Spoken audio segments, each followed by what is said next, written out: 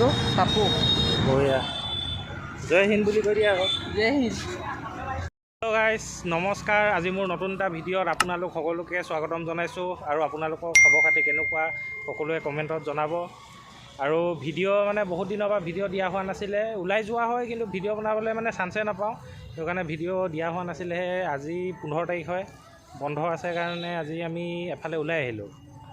আমি আজি আছোঁ বৰ্তমান এয়া চাওক ক'ত আছোঁ, তো গম পাইছে তেনেহ'লে আমি ক'ত আছোঁ। শিৱসাগৰৰ শিৱদৌলত আছোঁ। আৰু তেনেহ'লে ব'লক ভিডিঅ'টো আৰম্ভ কৰোঁ। আৰু আশা কৰিছোঁ সকলোৱে প্ৰথম পাই শেষলৈকে চাব আৰু অলপ ছাপোৰ্ট কৰিব, লাইক ছাবস্ক্ৰাইব আৰু কমেণ্টটো নিশ্চয় কৰিব। ফাইনেলি আমি আহি পালোঁ গাইজ শিৱসাগৰৰ শিৱদৌলত। আৰু ৰ'দটো একদম মূৰৰ ওপৰত, মানে একদম অৱস্থা বেয়া।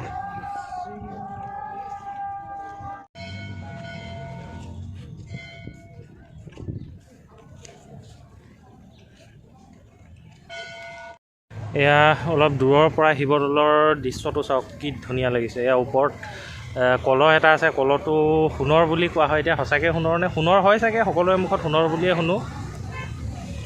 মানে বৰ ধুনীয়া লাগিছে কিন্তু। গাইজ, এয়া হৈছে দেৱীদৌল, আৰু শিৱদৌলৰ নিচেই কাষতে এই দেৱীদৌল আছে। আৰু দেৱী দুৰ্গাৰ নামত উৎসৰ্গিত কৰা হৈছিলে এই দেৱীদৌল। এই দেৱীদৌলৰ নিৰ্মাণ কৰিছিল স্বৰ্গদেউ শিৱসিংহৰ দ্বিতীয় পত্নী অম্বিকা দেৱীয়ে।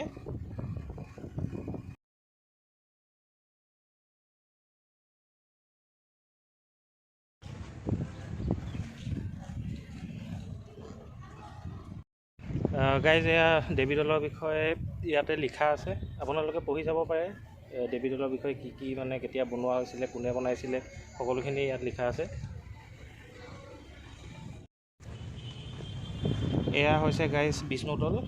আমি ভিতৰত নোসোমাওঁ, তথাপিও বাহিৰৰ পৰাই দেখুৱাই দিছোঁ আৰু আপোনালোকক।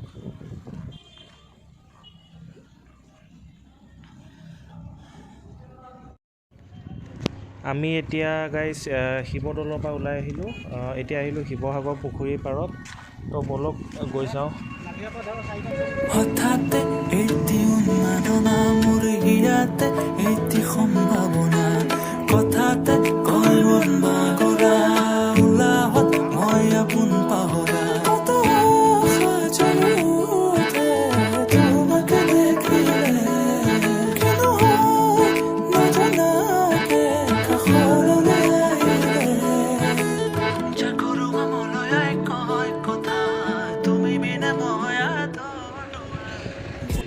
গাইজ, এই শিৱসাগৰৰ এই বিশাল পুখুৰীটো খন্দাইছিল স্বৰ্গদেউ শিৱসিংহৰ দিনত তেখেতৰ দ্বিতীয় পত্নী অম্বিকা ৰাণীয়ে।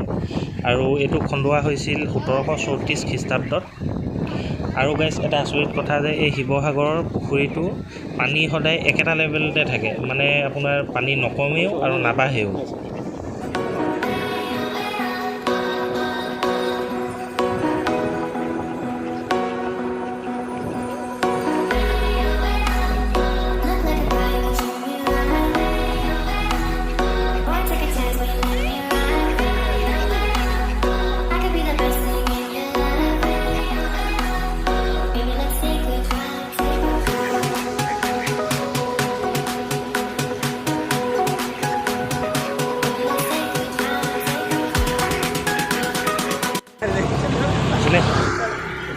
ভণ্টি